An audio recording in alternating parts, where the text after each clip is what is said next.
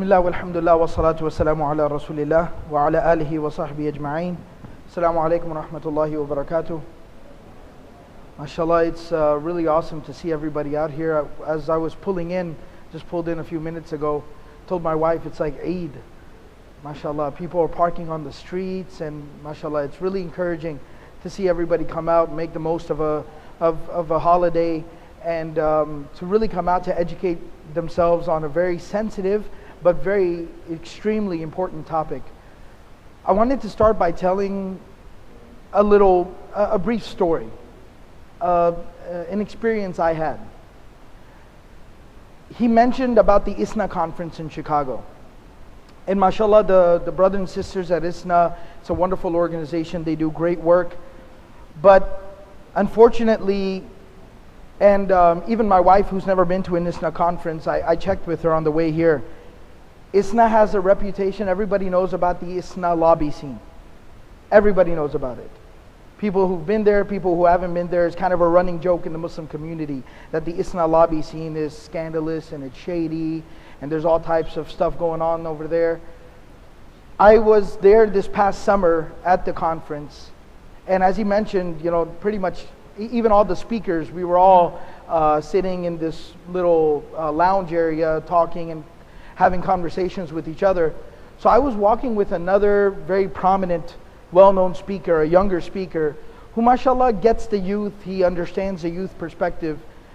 But sometimes you just can't help yourself. You see what's going on there and it just brings a certain reaction.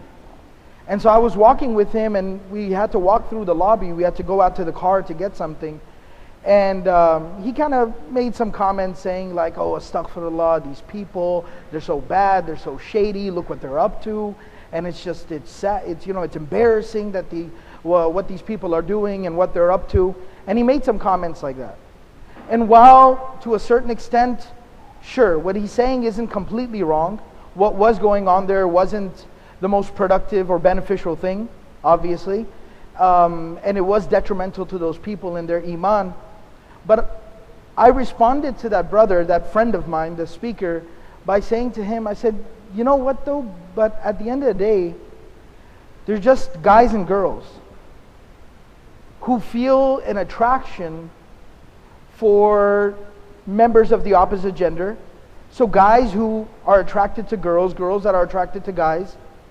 And all they're basically doing is acting on that human instinct of attraction or desire for a person, for a member of the opposite gender. And so what I was trying to share with my friend was, let's give this some perspective. The fact that they are attracted to members of the opposite gender isn't what's wrong here. I mean, in the Quran itself, in Surah Al-Imran, Allah subhanahu wa ta'ala says, زُيِّنَ لِلنَّاسِ حُبُّ الشَّهَوَاتِ مِنَ النِّسَاءِ. This is something Allah has embedded within human beings to feel attracted to members of the opposite gender. That's a sign that somebody is healthy. Somebody is physically, emotionally, psychologically healthy, so they feel an attraction for someone of the opposite gender. So that's actually, all that says is that these are healthy young people. But the problem is this: when we have those urges, when we have those desires, when we have these feelings, what do we do with these emotions? How do we act on them? And that's where the problem occurs, and that's where there is a problem here. But let's not lose sight of the perspective, because maybe a lot of these kids that were sitting there in that lobby socializing and indulging in this type of behavior, maybe they haven't been properly educated about how to handle these emotions. They haven't been told how they should react and respond to these urges and these desires. So should we begrudge them because they just don't know what's right and what's wrong? Or should we try to understand the issue at hand and then tackle it in a very productive, positive, educational manner? And so that's what this forum is about. To try to understand these issues and to try to handle this and solve this problem in an extremely positive and productive manner. So Abdurrahman talked about controlling the eyes and the ears and tempering, managing, filtering what you are exposed to, because it's a direct channel to the heart. إِنَّ السَّمْعَ وَالْبَصَرَ وَالْفُؤَادَ كُلُّ أُولَٰئِكَ كَانَ عَنْهُ مَسْئُولًا. It's a direct channel to the heart, and we'll be held accountable for these things. So our heart will be impacted by it over time. But let's say that now we are resisting these urges. We're not overly exposing ourselves to evil things, but that human desire for companionship of a member of the opposite gender is still there. That's a sign of being healthy. Remember, that just means you're a human being. So how do we manage that? And so the issue that we have at hand, because I'm pretty sure a lot of young brothers and sisters, when he talks about pornography and these things, they say, "Oh my God, that's disgusting. That's gross. Why would you indulge in that?" And the way they've justified dating and having inappropriate relationships with members of the opposite gender, boyfriends and girlfriends, and dating and hooking up and these types of things, they've justified it that at least I'm not stooping to that level of behavior. At least I'm not acting like some animal. And so this is how I'm basically fulfilling my desires. But what I wanted to talk about here today was, we obviously understand, and I'm pretty sure nobody would argue, even the below average Muslim realizes simply this much, that it's not permissible within Islam. Dating and having these types of premarital, extramarital relationships are not allowed within Islam. They're not allowed within Islam. But what I wanted to talk about today is the psychological, emotional, and even physical harm of indulging in this lifestyle of dating and of having these inappropriate relationships. First of all, I want to talk about the psychological impact of it. If you've experienced it, then you'll know exactly what I'm talking about. Otherwise, go talk to people who are a part of this dating scene. You know, a lot of times when people are still young, things are still a lot more simple. But as people go forward, you know, it starts to become a stronger desire and a stronger need. And people that are a part of the dating scene, ask them about how exhausting and how psychologically traumatizing that lifestyle is. This is how the dating scene works. You have to dress yourself up, you have to prepare yourself and present yourself almost like a piece of merchandise in a glass case or a piece of meat on a shelf. And you have to try to hide everything that makes you you. Everything about yourself. The little quirks that you have, the little weird things about you, the things that your family members would love about you, your brother and sister appreciate about you, your best friends can't get enough of. All the things that make you who you are, you have to hide all those things. You have to pretend like somebody you're not. You have to dress like somebody you're not, talk like somebody you're not, sit in a way that you don't like to walk and talk in a way that is extremely difficult. It's like being at work. You know, when people go out and when people are on dates, it's extremely exhausting for people. They're tired when they get back. It's so difficult. Wow, that's insane. All right, it's like a huge blow dryer. So, but it's really distracting. So, it's extremely exhausting to people. They have to continue date after date after date, continue to hide who they are. And their hope, listen to this, listen to how crazy it sounds. The hope or the long-term plan is to hide who I am for 6 months till I have this person completely emotionally hooked. So now where this person can't get away, they can't escape. And then reveal myself. And then expose myself for who I really am. And hope that that person sticks around. To live with this person who eats like a slob, sleeps on their face, right? Likes to watch YouTube for 3 hours a day. That's who I really am. But I pretended for 6 months to be the coolest guy in the universe. I pretended to be somebody from television. I pretended to be the guy from CSI Miami. Right? And now I'm hoping that when this person realizes that's not who I am, then they'll be okay with it. So exhausting. And most of the time, how does it end up? They end up breaking up after some time. Maybe weeks, maybe months, if they're lucky, a year or two, and then they break up. Now comes the emo. So psychologically, you are changing who you are. You're forcing yourself to live a lie by engaging in this dating scene. The emotional distress and the emotional harm you cause to yourself when you engage in this lifestyle. When that breakup happens, for a lot of people, it's the most painful experience of their life. It literally feels like their heart got ripped out. It takes weeks and months for them to even consider even talking to somebody else. Even consider moving on. They have to completely press the reset button and emotionally recover from the situation. This is the emotional result and the distress and the harm that this lifestyle causes. Physically speaking, what's the harm in it? I'm going to be very honest here. There were plenty of disclaimers made about this topic, this issue, and what needs to be said. The amount of, I'm not a medical professional, I'll start by saying that. A doctor could better shed some light on this, he could better educate us on this. But the amount of diseases, STDs, the disgusting things that are going around, you're basically putting yourself at risk when you put yourself out there in this type of a lifestyle. And it's, in this whole, I grew up in a situation where, as far as we knew, you would have to take the relationship all the way. You would have to indulge in very extreme levels of physical intimacy to contract one of these type of diseases. It's not even like that anymore. They're being orally transmitted. And these are the type of diseases that you end up having to live your entire life with.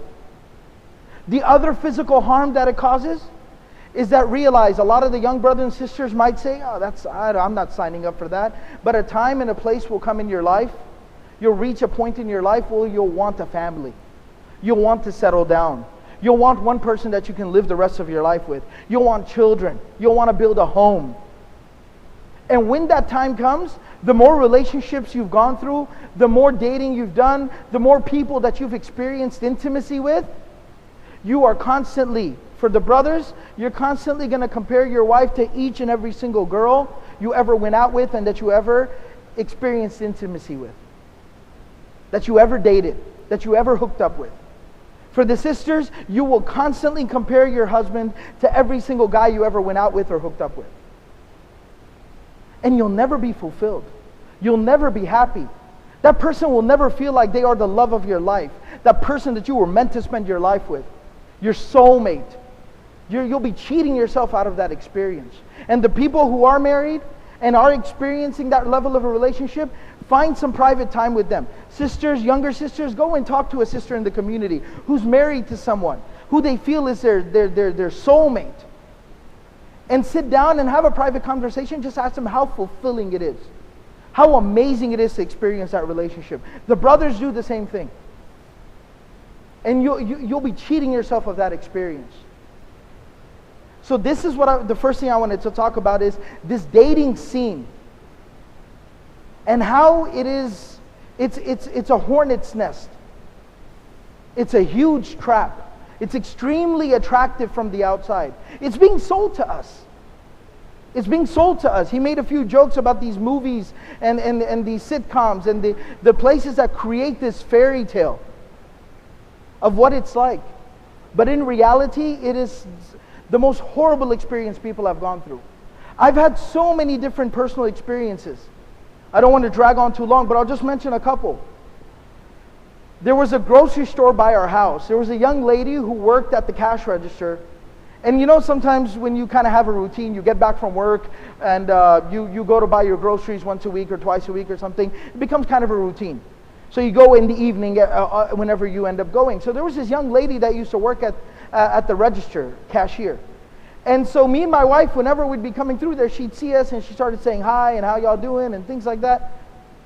So eventually she just kind of asked us based on, just the appearance and my wife wearing hijab and whatnot. So she asked about us, like, what's up with this, and who are y'all, and what do you do, and how do you go about things? And she eventually took the conversation to even this issue of gender relations. So how does that work? And when we explained to her that this is our concept of marriage, that we basically have some patience. We suppress our desires just a little bit. We hold out just a little bit. But for something so amazing at the end of it. This girl, it was so awkward. This girl at the register standing right there, she broke down in tears. And she said, you would not believe how many jerks I've dealt with. How many guys have broken my heart? How many guys have stolen money from me? How many guys have abused me? Treated me like an animal. And she said, and I continue to go through the grind. Because I'm trying to find that person. I'm trying to find that fulfilling experience. And I really felt bad for her. And we gave her dawah. We told her about Islam. We told her that to come check it out and listen to it. Another similar experience was I was teaching at a university. I was teaching at UT Arlington. There was a couple there, both professors. So they used to teach there, and they were just very interested in different cultures and religions and whatnot. So we would have conversations from time to time in staff meetings and faculty meetings. So they asked me, and during that time, it was actually when I was engaged and I was about to get married. And so they asked me about the entire process. And when I told them, this is how it works, and I don't date, and we don't engage in these type of relationships and premarital relationships and intimacy, we don't engage in these things. So immediately, they both looked at each other and they were like, wow, life would have been so much more simpler. And they had just had a daughter, and the husband told the wife, he goes, that's how my daughter's going to get married. She's not going out with some thug. And so it's just even the natural desire. Why would you want to subject? And sometimes, like Abdurrahman was mentioning, due to external factors and shaitan and our desires, we end up harming ourselves. But when you're able to objectively think, and a lot of times that's from the parent's perspective, you look at your child and you're able to objectively think, how can I protect this child from harm? That's the initial instinct. I would never want my child to have these experiences. I would never want my child's heart broken. I would never want my child to go through these disgusting experiences. So that's the first thing. The next thing I wanted to talk about was, however, this entire dating scene within the Muslim community, it's become extremely prevalent. And even more religiously practicing and active youth are engaging in these things. And this is from my experience of having dealt with community, that I feel that this is an extreme reaction to the opposite extreme. Now again, I'm going to say something that's kind of sensitive and might hit home for a lot of people. But this is an educational forum. We got to bring it out. We got to put our cards on the table. As our generation, we have a very interesting perspective. We are the children of immigrants who came from a different place, a different world, a different culture, a completely different place.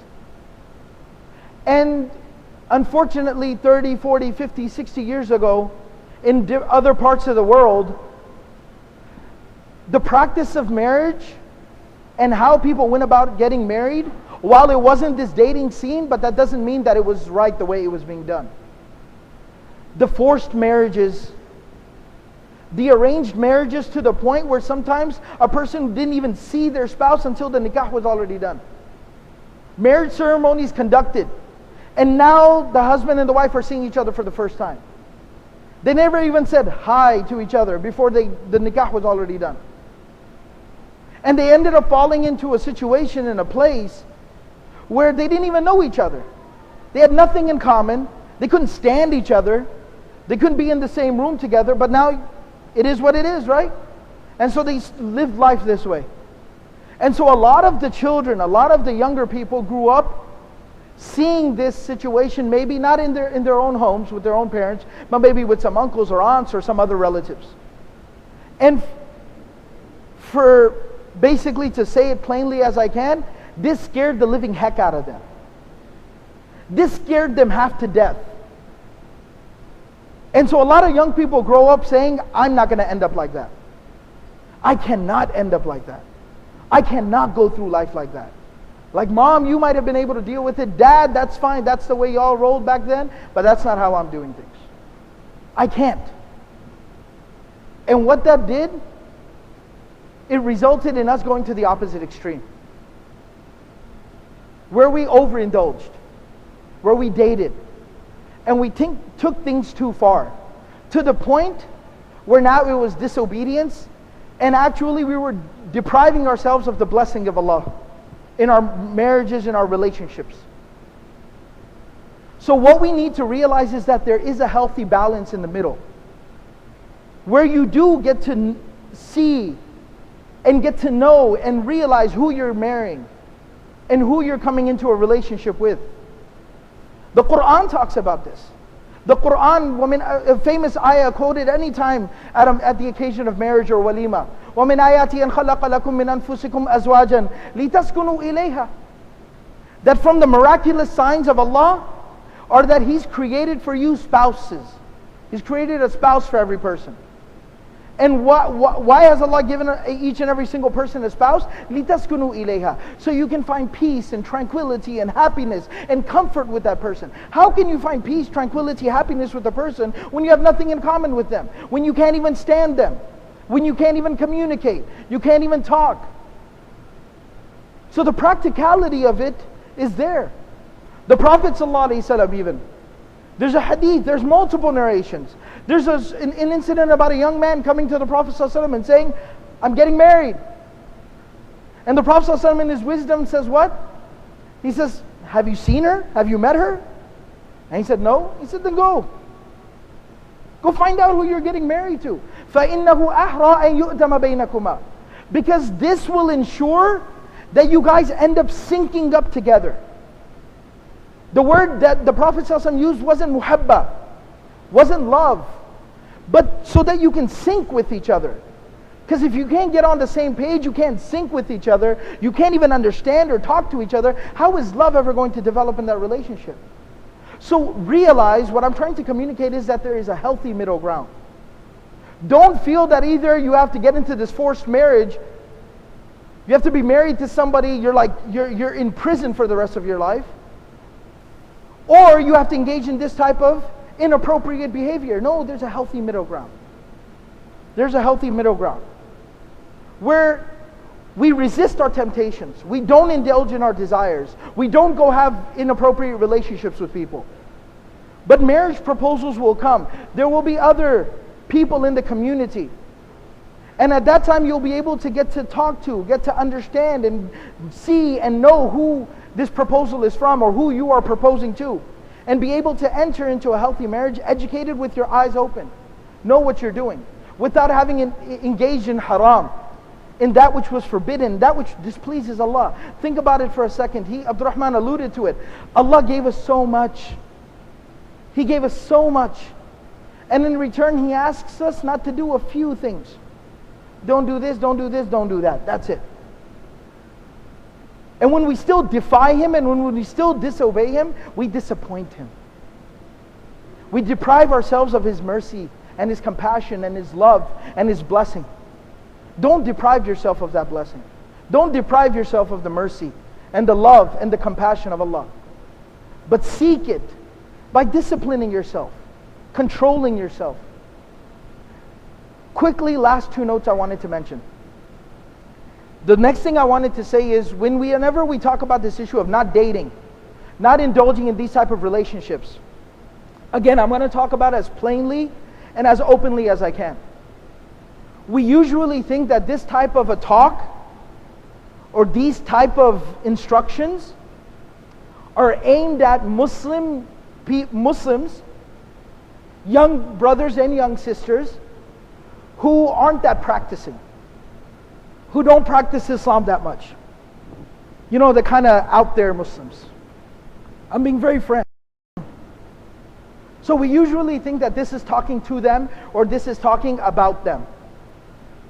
But what I wanted to say and kind of give a special note to, and by means of this, give some advice to the more practicing Muslim youth, and also let those Muslim youth who might not be as religiously active, that we're not picking only on you. We're not picking only on you. We're just trying to educate the community. The worst thing we can do is use religious activity, religious volunteering to mask, to justify engaging in the same behavior. Sometimes some very religious youth, under the guise of religious volunteering or religious work, they're essentially dating. They are essentially dating. They spend hours together, they go eat lunch together, and they're able to justify it to themselves, to help themselves sleep at night by saying, oh, but I'm just volunteering, brother. I'm trying to further the da'wah. It's all about the deen, baby. Right? And you know what, as a result of that, the Muslim youth who aren't that practicing say, you know what, look at this hypocrisy. Look at this hypocrisy. These religious people just want to talk down to us all the time. But that brother and that sister, look at them. Look at them making googly eyes at each other. Look at that. I know what's going on there. And it creates more problems within our community. So my sincere advice, my message to those maybe not so practicing youth, yes, what those people are doing is also wrong. It's also inappropriate. We're not just judging you. We're not picking on you. We're addressing the issue. My advice to the more practicing, more active brothers and sisters, we have to discipline ourselves. Don't turn religion into a facilitator to do more evil. That's the worst thing you could do. To abuse this beautiful deen of ours. To fulfill your own desires. And the last and the final thing that I wanted to touch on here was, okay, brother, you yelled and screamed and you told us that's wrong and this is wrong and this is haram and that's haram. Thank you very much. Pretty much what I expected. What about some practical solutions? What about some practical solutions? And actually I saved this till the very end. I don't even need a lot of time for this because it's very easy. The first thing is, remember that waiting and being patient always brings about the best result. Always brings about the best result. That fruit, harvest, anything that's worth the effort, it requires patience of you as well. So you will find a relationship, you will get married one day, you will find somebody who understands you, and that you'll be able to fulfill yourself with that person, through that person, emotionally, psychologically, and physically. But you might just have to invest a little bit of time into it. Be a little bit patient. That's the first thing. The second thing is, put yourself in like-minded company. When you say, okay, I know it's wrong to date. I know it's wrong to go out like this. I know it's wrong to hook up. But when I'm hanging out with 4 other guys who are actively dating or engaging in the type of behavior that Abdurrahman was describing, where they're going out and checking out members of the opposite gender and making inappropriate comments, and I'm hanging out with those people, it's going to continue to pull me in that direction. Then it will feel like a struggle, like a day-to-day struggle, a daily struggle, like I can't deal with this anymore. You'll feel like your head is going to explode. But if you put yourself with like-minded company, brothers are hanging out with other brothers who have a similar focus. They're willing to discipline themselves. They're willing to be patient and stick it out for something that's much, much better. The sisters hang out with other sisters who have a similar focus. That will shield you. That will cushion the blow. It'll shield you from the constant pressure to engage in this type of behavior. So put yourself in like-minded company. It's the most important thing you could do. And the last and the final thing is, strengthen your relationship with Allah. Remember, you're only doing this for Allah. You're not avoiding dating and hooking up and these things, not to impress the youth director or the imam or your parents or the community no, you're not doing it for anybody. You're only doing it for Allah. You're only doing it because Allah asked you not to do it. Because it's going to displease Allah. That's why you're not doing it. And guess what? He doesn't tell you to do something and then leaves you out there to struggle and sweat it out and go through difficulty. He doesn't do that to anybody. He's there for us constantly. We just have to approach and strengthen our relationship with Him. He's there around the clock, 24/7, always there for you. He will give you strength, patience, conviction, confidence. He'll give you all these things. He'll bless you so much. You just have to go and strengthen your relationship with Him. And the basics of that, the beginning of that is the 5 times daily prayer. It doesn't take a lot. It takes 5 minutes. 5 minutes, 5 times a day. How much does that add up to, everybody? 25 minutes. How long is the average sitcom on TV, the half-hour sitcom? How long is it? It's 22 minutes. To pray 5 times a day takes the same amount of time it takes to watch Friends. You can tell I haven't watched TV in a long time. All right? So, it's 25 minutes. 5 times a day, take out 5 minutes. And just put your head on the ground before Allah. And then spread your hands before Him and just talk to Him. Oh Allah, it's difficult. Today was really hard. I don't know how to deal with it. And He will help you. And He will help you get through any problems or any issues that you experience. May Allah give us all the ability to practice everything we said and heard. Jazakumullah khairan. Assalamu alaikum wa rahmatullah.